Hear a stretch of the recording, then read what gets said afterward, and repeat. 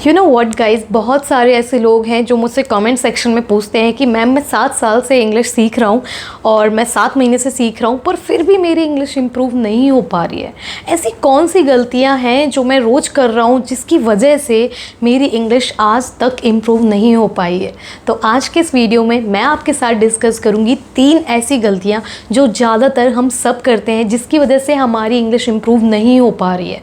और let me tell you guys, this video is not at all scripted, बिल्कुल भी मैंने कहीं से कुछ ढूंढ के नहीं लिखा है। This is all about my personal experience. ये सारी चीज़ें मैंने खुद से एक्सपीरियंस की हैं जो आज मैं आपके साथ शेयर करूँगी। तो चलिए वीडियो में बने रहिए and let's start the video. सबसे पहली गलती जो ज़्यादातर हम सब कर रहे हैं जिसकी वजह से हमारी इंग्लिश इम्प्रूव नहीं हो पा रही है और हम फ्लुएंटली नहीं बोल पा रहे हैं, वो है you do not feed your brain with English content. Yes guys, आप अपने ब्रेन को इनफ इंग्लिश कंटेंट नहीं दे रहे हो। That is the main reason. सिर्फ इस एक रीज़न की वजह से जो बहुत ज़्यादा मैटर करता है, ये रीज़न आपकी इंग्लिश को इम्प्रूव नहीं होने दे रहा है। बहुत सारे लोग, इवन जब भी मैं कोई इंग्लिश का वीडियो पोस्ट करती हूँ तो बहुत सारे लोग ये कमेंट करते हैं, मुझे बोलते हैं कि मैम हम तो हमें इंग्लिश आती नहीं है और आप इंग्लिश में पढ़ा रहे हो तो कैसे हमारी इंग्लिश इम्प्रूव होगी। But let me tell you guys honestly, अगर आप अपनी इंग्लिश को इम्प्रूव करना चाहते हैं then you will have to feed your brain with English content. आपको अपने ब्रेन को इंग्लिश कंटेंट से फीड करना पड़ेगा, क्योंकि जितना ज़्यादा हम सुनते हैं, जितना ज़्यादा हम देखते हैं, जितना ज़्यादा हम बोलते हैं, उतना ज़्यादा और उतना जल्दी हम अपने इंग्लिश को इम्प्रूव करते हैं। तो please feed your brain with English content. Doesn't matter कि आप टीवी सीरीज़ देखकर अपनी इंग्लिश को इम्प्रूव कर रहे हो या फिर इंग्लिश मूवी देखकर या फिर इंग्लिश गाने सुनकर और कुछ भी कर रहे हो आप। Doesn't matter you are reading the Hindu newspaper, right? तो कुछ भी कर रहे हो, but it is really very important to feed your brain with English content. क्योंकि जब तक आप इंग्लिश सीरीज़ नहीं देखोगे या फिर आप किसी को इंग्लिश में बात करते हुए नहीं सुनोगे, आपके माइंड में सेंटेंसेस नहीं आएंगे। इसलिए सबसे पहले ज़रूरी है कि अपने ब्रेन को इंग्लिश कंटेंट से फीड करो, या आप बुक रीडिंग करो या आप कोई सीरीज़ देखो, कुछ भी करो, पर बहुत बहुत बहुत ज़्यादा ज़रूरी है अपने ब्रेन को कुछ इंग्लिश कंटेंट से फीड करते रहना, right? Even after being a trainer, मैं आपको यूट्यूब पर पिछले 1.5 साल से 2 साल से पढ़ा रही हूँ, पर स्टिल आई थिंक कि बहुत ज़्यादा ज़रूरत है मुझे अभी सीरीज़ देखने की। और अक्सर let me tell you guys, बहुत बार ऐसा होता है जब भी मैं किसी से इंग्लिश में बात कर रही होती हूँ, अचानक से मैं खुद से ही एक नया सेंटेंस बोल देती हूँ। मुझे नहीं पता कि मैंने वो कहाँ सीखा, पर फिर मुझे फील होता है कि यार ये सेंटेंस तो मैंने उस सीरीज़ में सुना था, ये सेंटेंस तो मैंने उस बुक में पढ़ा था। इसलिए बहुत ज़रूरी है अपने ब्रेन को, अपने माइंड को इंग्लिश कंटेंट से फीड करना। तो I hope guys you got my point. You have to feed your brain with English content. आपको अपने ब्रेन को इंग्लिश कंटेंट से फीड करना है। कुछ ना कुछ करते रहिए जिससे आप पहले से बेटर हो रहे हैं। दूसरी गलती जो ज़्यादातर हम सब करते हैं, we are just feeding our brain with English content but we are not implementing anything. हम बस इंग्लिश सीरीज़ देख रहे हैं, इंग्लिश गाने सुन रहे हैं, इंग्लिश में बुक्स पढ़ रहे हैं, पर we are not implementing it.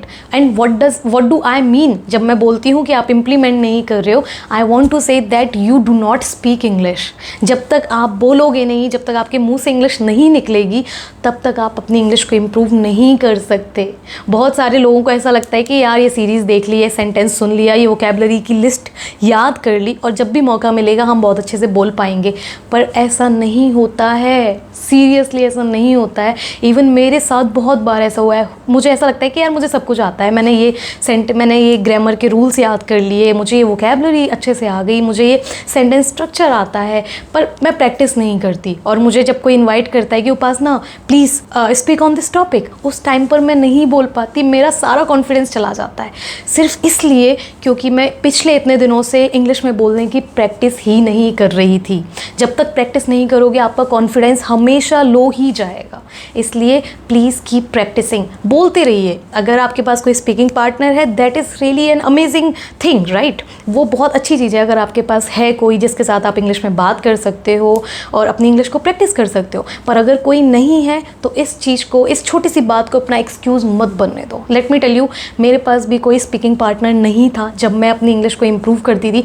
Even these days मेरे पास कोई ऐसा इंसान नहीं जिसके साथ मैं अपनी इंग्लिश को रोज़ प्रैक्टिस कर सकूँ या घर पे मैं इंग्लिश में बात करती हूँ, ऐसा नहीं है।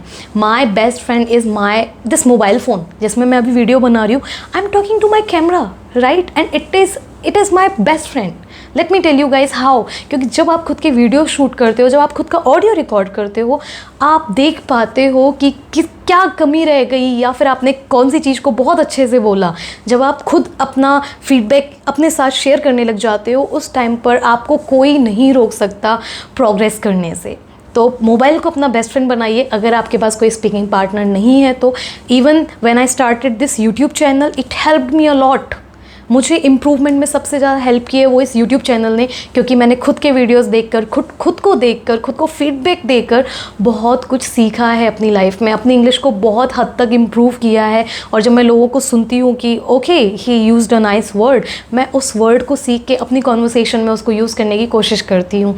और as I am really fond of writing, तो जब मुझे लिखना अच्छा लगता है तो मैं कोशिश करती हूँ कि जो भी मैंने सीखा है, नया सेंटेंस स्ट्रक्चर या फिर नई वोकेबलरी वर्ड मैंने सीखा है, उसको मैं इम्प्लीमेंट करती हूँ अपनी राइटिंग में. और स्पोकन इज़ मस्ट, आपको करना ही है. कैसे भी करो, मिरर के सामने खड़े होके करो, फ़ोन में वीडियो शूट करो, ऑडियो रिकॉर्ड करो, कुछ भी करो, but spoken is really important. जब तक बोलोगे नहीं तब तक इम्प्रूव नहीं कर पाओगे. डजेंट मैटर कितनी भी बुक्स पढ़ लो, कितनी भी वीडियोस देख लो, कितनी भी टीवी सीरीज़ देख लो, लगेगा कि सब कुछ आ गया, बहुत अच्छे से सब कुछ माइंड में वोकेबलरी है खूब एडवांस्ड वाली, पर जब तक नहीं बोलोगे बेसिक वोकेबलरी वर्ड्स भी आप प्रॉपरली यूज़ नहीं कर पाओगे.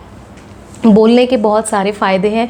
आपका कॉन्फिडेंस लेवल बढ़ता है. जब आपको कोई बोलता है तो आप बहुत ईज़िली, बहुत कंफर्टेबली बोल पाते हो, right guys. So speaking is really very important. तीसरी और जो सबसे बड़ी गलती है वो ये है कि किसी का भी सजेशन मान लेना, क्योंकि ये एक बहुत ही रियल फैक्ट है. जब हम इंग्लिश इंप्रूव कर रहे होते हैं, हम 50 लोगों के पास जाते हैं और 50 लोग हमें 50 तरह के सजेशंस देते हैं. Seriously this is the thing.